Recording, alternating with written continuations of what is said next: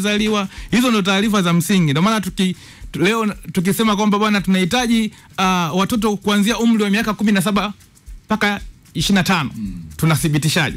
Lazima tupate cheti cha kuzaliwa. Kwa hiyo tunaposajili tunakuwa na hizo kumbukumbu kwamba bwana fulani amesajiliwa na uthibitisho wake au utambulisho wake kwamba yeye ni fulani, anatoka ukoo fulani au amezaliwa na nani, kuna kuwepo kwenye cheti cha kuzaliwa. Ndio maana kwenye cheti cha kuzaliwa kuna taarifa muhimu: majina ya mtoto, majina ya baba, majina ya mama, tarehe aliyozaliwa, mahali alipozaliwa. Kwa hiyo inaleta picha kamili tunaposema tunasajili tukio la kizazi.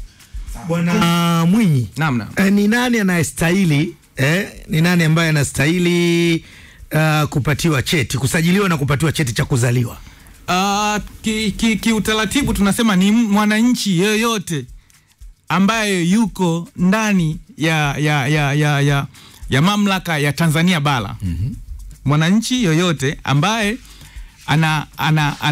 ana vigezo na masharti vya kupata cheti cha kuzaliwa ambaye yupo Tanzania bara. Tunasema Tanzania bara kwa sababu mfumo wa usajili wa matukio muhimu ya binadamu Zanzibari au tuseme Zanzibar wana utaratibu wao wa usajili. Lakini na sisi pia Tanzania bara tuna utaratibu wetu wa usajili. Kwa hiyo mtu aliyezaliwa Zanzibar anatakiwa apate cheti wapi? Zanzibar. Aliyezaliwa Tanzania bara anatakiwa apate cheti Tanzania bara. Kwa hiyo tunasema ni mtu yoyote ambaye amezaliwa katika ardhi ya Tanzania bara. Yaani yoyote hata kama mgeni akijifungua hapa huyo pia naye ana haki. Kwa sababu tukio la kuzaliwa tunaona mtu anaweza akaja labda kwa ajili ya utalii, lakini amekuja Tanzania kwenye nchi yetu akiwa labda ni mjamzito. Ndio. Amefanikiwa kujifungua. Kwa hiyo anatakiwa apate cheti cha kuzaliwa, lakini uraia pale kwenye uraia wa baba wa mama ataandikwa nchi aliyotokea. Pengine kuna mtu anatusikiliza hapa, kuna Omari, kuna ndugu yetu mmoja anaitwa Mohamed Isa Momo. Hao hawana, ni watu wazima lakini hawana vyeti vya kuzaliwa. Sasa sijui maana Waislamu wanafunga, Wakristo wanafunga, hao ni kina nani hao? Sasa labda utuulize, kwani kuna faida gani kwa wananchi kupata iko cheti cha kuzaliwa, Bwana Mwinyi?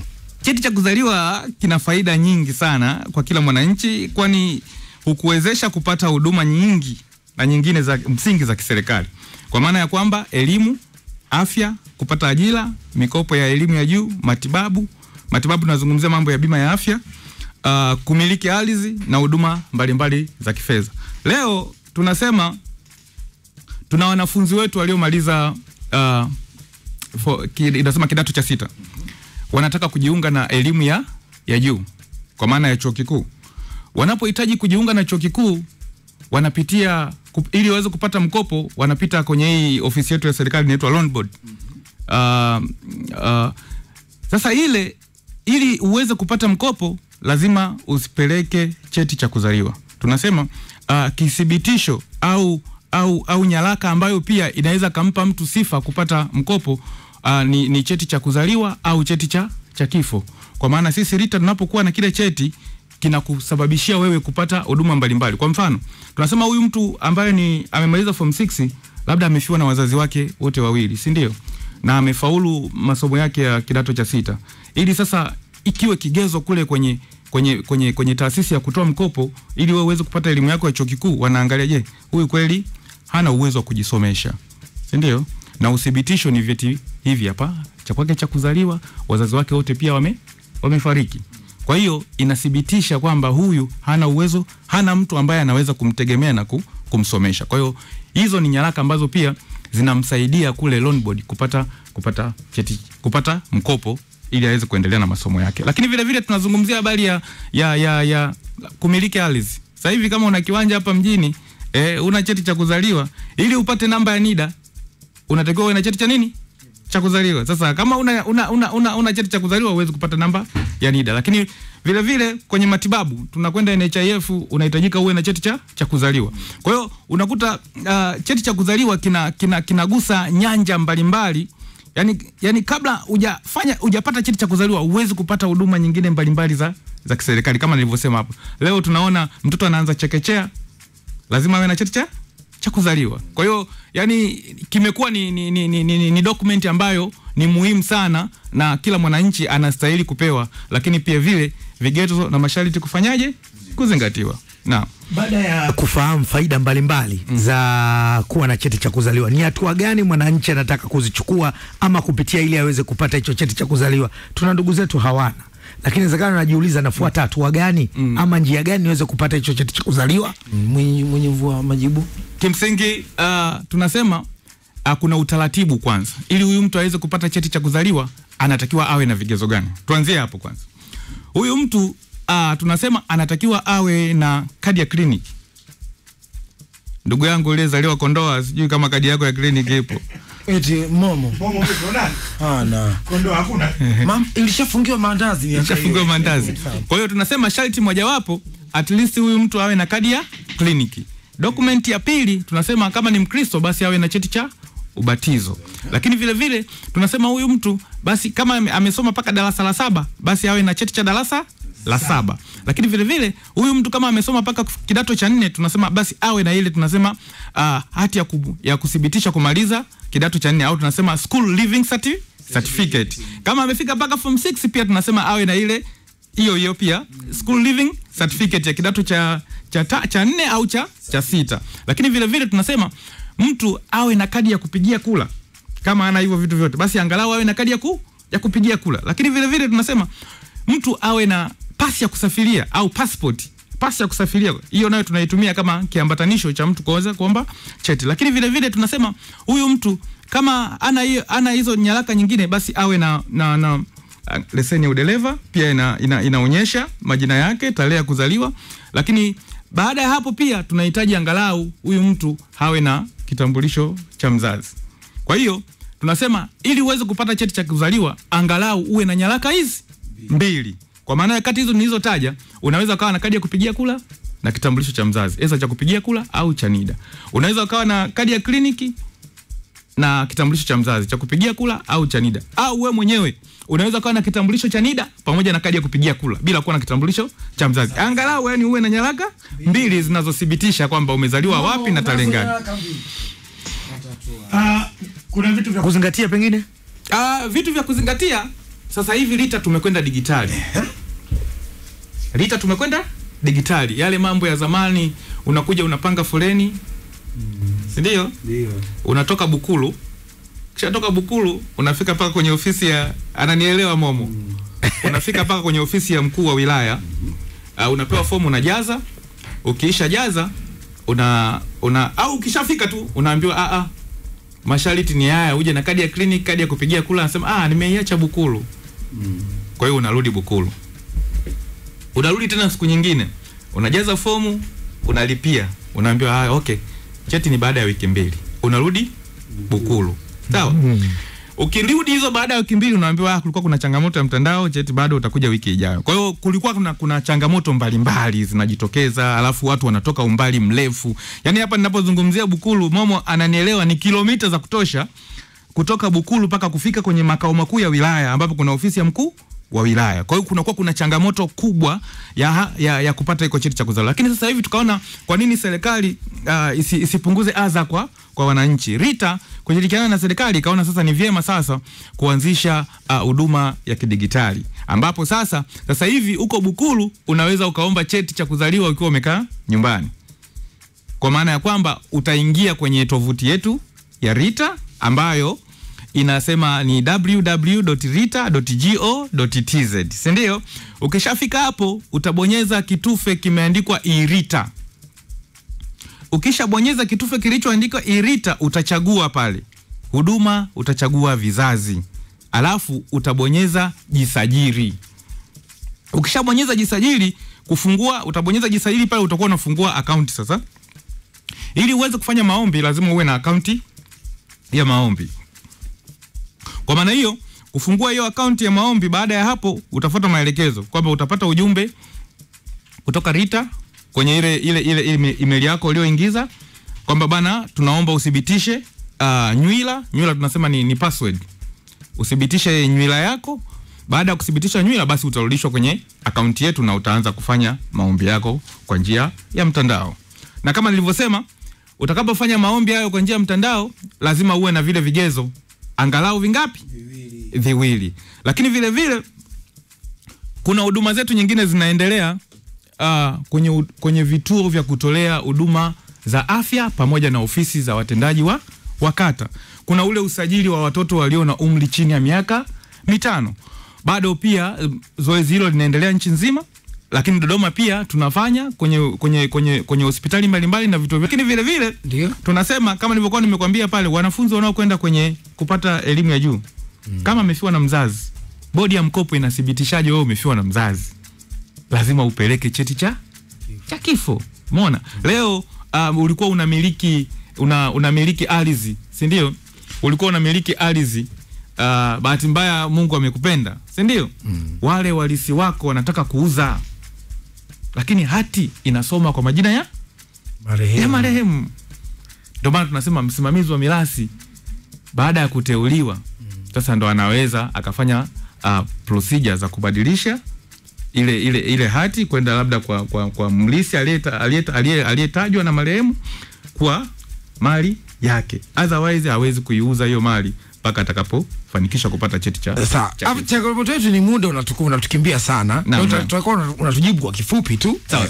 Baraka Zakayo kutoka Dodoma anasema naomba kuuliza. Mimi hapa sina cheti cha kuzaliwa kama Omari na umri wa miaka 21. Je, nifanyaje ili nipate cheti cha kuzaliwa? Je, umri nilionao naruhusiwa kupata cheti cha kuzaliwa na nilishazaliwa miaka 21 iliyopita? Kwa msingi hakuna shida kwenye kipindi gani, hakuna ukomo ni lini upate cheti cha kuzaliwa. Kwa hiyo kwa umri wake huyo anaweza kupata cheti cha kuzaliwa, kwa maana tu awe na dokumenti zake mbili kama nilivyosema, labda kadi ya kupigia kula na kitambulisho cha mzazi au living certificate na kadi yake ya kupigia kula, basi anaweza kupata cheti cha kuzaliwa. Mtaalamu, hebu tusaidie hapa. Naam. Kwa huyu mtu ambaye ana miaka 21 ambaye ameuliza sasa hivi, analipia kiasi gani cha kupata hicho cheti chake cha kuzaliwa na mtoto inakuwaje? Okay. Kwenye gharama tunasema gharama ya cheti cha kuzaliwa kuanzia miaka 10 na kuendelea. Miaka 10 na kuendelea ni shilingi 20,000. Ambapo unapata ile control number. Bei halali kabisa, unapata control number na unalipia. Lakini chini ya miaka 10 ni shilingi 8,000. Okay. Sawa. Unaelewa? Kwa hiyo kuanzia 0 mpaka 9 pale, yajagota 10 ni shilingi 8,000. Lakini kwa wale watoto ambao wanazaliwa chini ya umri wa miaka 5 ambapo wanatakiwa kupata cheti ndani ya siku 90, cheti chao wanapata bure bila malipo, ambapo vinapatikana kwenye ofisi za watendaji wa kata pamoja na vituo vya kutolea huduma za afya. Huyu anasema Ali Mohamed, naomba muulize. Anasema cheti cha kuzaliwa mimi ninacho, ila nimechunguza mzazi wangu jinsi ya kukipata, akanambia kule ni jina jingine tofauti na huku. Kwa mfano sasa hivi anaitwa Deogracias Expel August, lakini kule hospitali jina lilopo kwenye hiyo kadi alikuwa anaitwa Zawadi Experi badala ya Deo. Mwene kuhulichiza jina la kuzaliwa na jina linalosoma katika vyeti ni vitu viwili tofauti. Unafanyaje hapo? Na imekuwa ni changamoto kubwa. Ni kweli, na ni changamoto kubwa ambayo pia inaleta matatizo mengi. Hizo changamoto ni nyingi, kwa maana ya kwamba leo bwana Momo kabla kuitwa Momo alikuwa anaitwa nani? Mohamed Isa. Bwana. Sasa leo kaja mjini mambo yamebadilika. Momo anaitwa Momo. Anasema Dodoma mjini kubwa ile. Sasa bara cha magwara. Sasa jina la Momo linakuwa maarufu kuliko jina lake lile linatokana nyumbani. Na mwisho wa siku na yeye anakuta analitumia kwenye dokumenti zake kwamba mimi naitwa Momo. Mwisho wa siku sasa changamoto tunahitaji sasa nyaraka yako halisi. Tukiangalia cheti chako cha darasa la 7 unaitwa Mohamed Isa Mohamed. Tukiangalia nyaraka yako nyingine unaitwa Mohamed. Lakini nyaraka yako ya mjini watu wanakutambua kama Momo. Kwa hiyo tumekuwa tukipata changamoto. Kitu kingine, leo umepata mchumba wa Kikristo bwana, shehe wangu hapa. Baraka. Kamchekecha, kamsilimisha. Mtoto wa watu wameweza mpaka chuo kikuu, alikuwa anaitwa Elizabeth. Sasa hivi amempa jina anaitwa Nasra. Bwana, huyu mtu kuna changamoto, kwa maana ya kwamba tunasema mtu atabadilisha jina kuanzia 0 mpaka miaka 18. Sheria yetu ya kufanya unaruhusiwa, lakini uwe na nyaraka za kuthibitisha bwana nimefanya hivi nimebatizwa, nimeslimu, kuna ile hati ya kuslimu. Ndio, yani kuwe na utaratibu ambao unaweza ukafanya marekebisho. Lakini sasa hizi changamoto, lakini kwa kesi yake mteja wetu nimeiona hapo, anaweza kafika ofisini tukampa maelekezo na akapata kufanywa. Ofisini kwenu huko mko wapi? Yani au mtu anataka ufafanuzi kama hivi zaidi au anawapataje kama hujatoa wito? Kwa mkoa wetu wa Dodoma hapa, especially hapa Dodoma mjini tuna ofisi 4. Tuna ofisi kwa mkuu wa wilaya ambayo imehama sasa hivi, ilikuwa hapo Posta, sasa hivi imehamia Njedengwa. Kule Njedengwa tuna ofisi yetu ya Rita, lakini vile tuna ofisi ya hapa LOIPF, tunasema PSSF hapo karibu na Makole hospitali, gorofa ya 5 pale kwenye jengo la CRDB chini juu gorofa ya 5. Tuna ofisi yetu pale, lakini vile tuna ofisi Posta tuna kwenye zile huduma jumuishi zilizokuwa zimezinduliwa na Mheshimiwa Waziri Mkuu, nadhani ni miaka 2 iliyopita. Tuna dirisha letu pale, tunatoa huduma pia, lakini vile tuna ofisi zetu za Rita zipo 8 pale wanapofanyaga maonyesho ya wakulima. Ukiingia tu getini pale, ofisi ya kwanza ni ofisi ya Rita. Kwa hiyo utafika ofisi iliyo karibu na wewe, utapewa maelekezo na wataona namna ya tatua changamoto yako. Yes, baada ya kueleza hivi, kabla hujaondoka hapa Uncle Biki tafadhali. Kuna mwingine anasema mambo kaka zangu, mwanangu alikuwa na jina la Kiislamu, ikaja akabatizwa akapewa jina la Kikristo, na mwanzo kwenye cheti nilisoma jina la Kiislamu, mimi nafanyaje? Mama huyu analia. Umeona? Kama nilivyosema, kama ni mtoto yuko bado ni mdogo, sema ni mdogo. Ni mdogo na nyaraka zipo, basi anafanywa marekebisho. Kwa hiyo aende kwa hizo ofisi za Rita ulizomuelezea, utapewa maelekezo na utaona namna ya kutatua changamoto yako. Bakari, malizia. Baada ya kuzungumza mengi haya na msikilizaji ambaye anakusikiliza sasa hizi, wito gani kwake?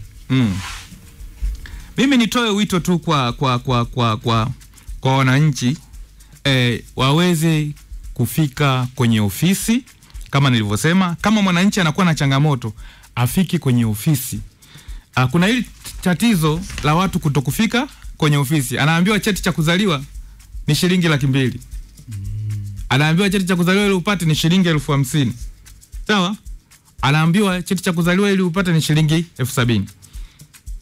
Kwa kuwa ana shida, anatoa. Mwisho wa siku, bwana, cheti cha kuzaliwa ni gharama.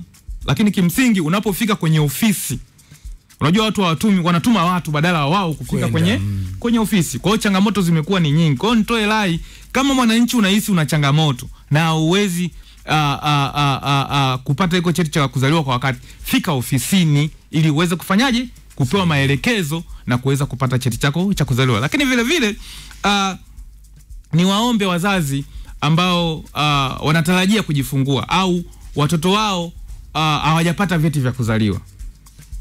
Kama nilivyoelekeza awali, angalau uwe na nyaraka 2, kadi ya kliniki na kitambulisho cha mzazi, unaweza kupata cheti chako cha nini?